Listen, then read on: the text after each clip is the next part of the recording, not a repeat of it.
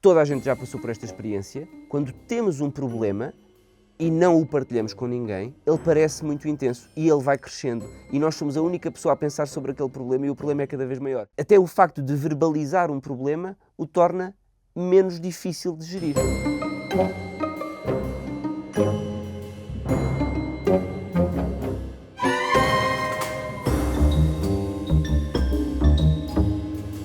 Provavelmente também por uma questão associada ao estigma, mas às vezes as pessoas dizem, não preciso nada de...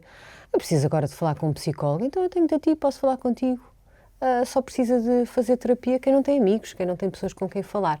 Isto faz algum sentido? Bom, esta resposta é muito fácil. Isto não faz qualquer sentido. Isso é mesmo um verdadeiro mito. Fim do episódio. Fim do episódio. Bom, não vamos ser tão sucintos. Eu explico porquê. Porque as pessoas confundem muito psicoterapia com conversar com alguém.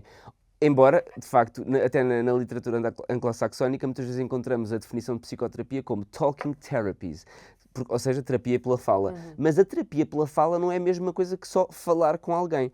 E, portanto, primeiro é importante perceber o que é a psicoterapia, não é? A psicoterapia é uma modalidade terapêutica, assim como nós temos noutras especialidades a fisioterapia, a psicometricidade e outras terapias, a terapia da fala. A psicoterapia é uma terapia que visa modificar o funcionamento psicológico. Não é só alguém que está ali a dizer coisas. Isso. E essa forma de modificar o funcionamento psicológico pode ser feita de diferentes formas, portanto os métodos são variados e também focado em diferentes problemas que queremos resolver.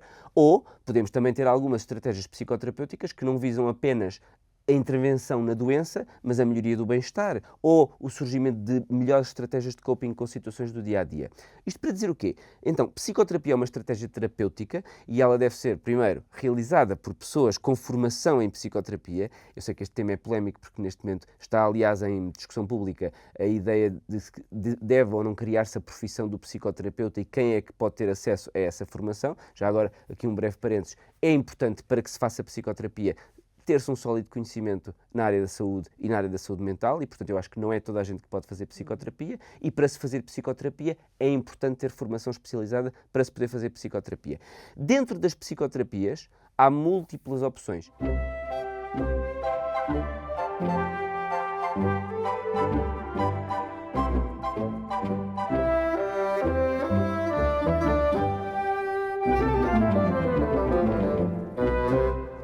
Algumas têm mais evidência do que outras. Por outro lado, também é verdade que as diferentes psicoterapias entre si são diferentes na sua metodologia e por isso é diferente a forma como elas podem ser estudadas.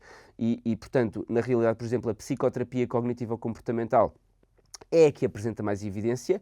Também é verdade que a forma como é feita, que é uma forma muito metódica, com um número de sessões, com técnicas aplicáveis durante as sessões que são reprodutíveis, torna-a mais fácil de estudar e por isso é mais fácil talvez produzir evidência, mas o facto é que a psicoterapia cognitivo-comportamental, de todas as correntes psicoterapêuticas, é a que tem mais evidência científica para ser utilizada.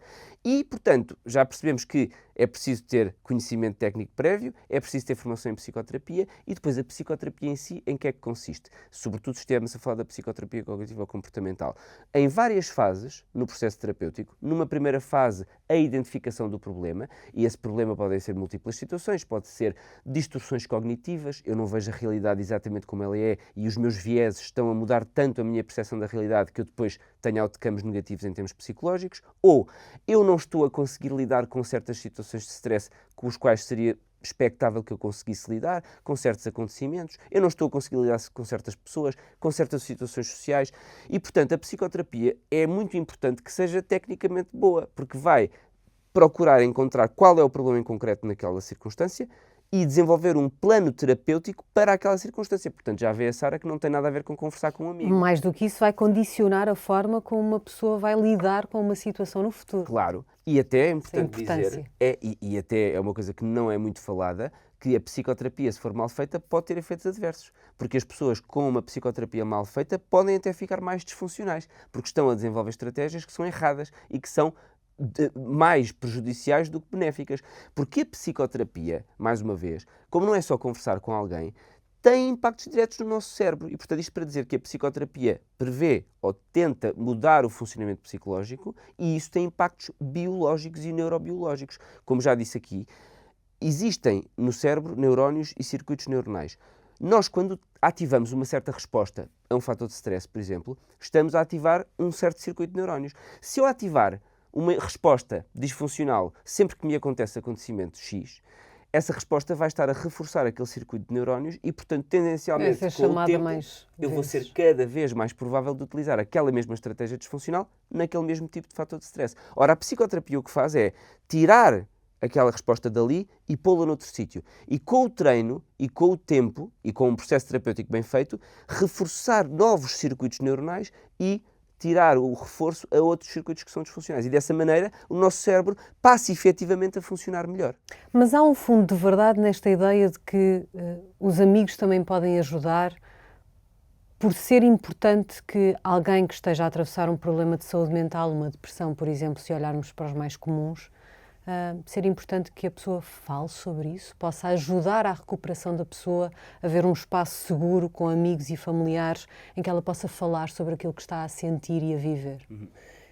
Eu não diria que há um fundo de verdade no mito, mas diria que aquilo que acabou de dizer é verdade. Porque, de facto, ter uma rede social de apoio é um fator protetor para a saúde mental das pessoas e é um fator preditor de uma boa resposta aos tratamentos, sejam eles farmacológicos ou psicoterapêuticos. E, portanto, tem a ver com o facto do ser humano ser um ser analógico. Nós, do ponto de vista da evolução da espécie humana, evoluímos para ser sociais. Foi assim que a nossa espécie se tornou, vamos dizer assim, dominante na Terra. Porque nós cooperamos e nós retiramos benefícios até biológicos da relação, do toque, endorfinas que se libertam. E também, toda a gente já passou por esta experiência, quando temos um problema e não o partilhamos com ninguém, ele parece muito intenso e ele vai crescendo. E nós somos a única pessoa a pensar sobre aquele problema e o problema é cada vez maior. E no momento em que nós partilhamos o problema com um amigo, com um familiar, subitamente o problema parece mais leve. E a pessoa fica, ok. Até o facto de verbalizar um problema o torna menos difícil de gerir. E, portanto, é obviamente verdade que ter amigos, ter pessoas de confiança com quem partilhar as nossas experiências negativas de vida vai melhorar o nosso bem-estar psicológico e a nossa saúde mental, mas não substitui a psicoterapia. Obrigada. Obrigado.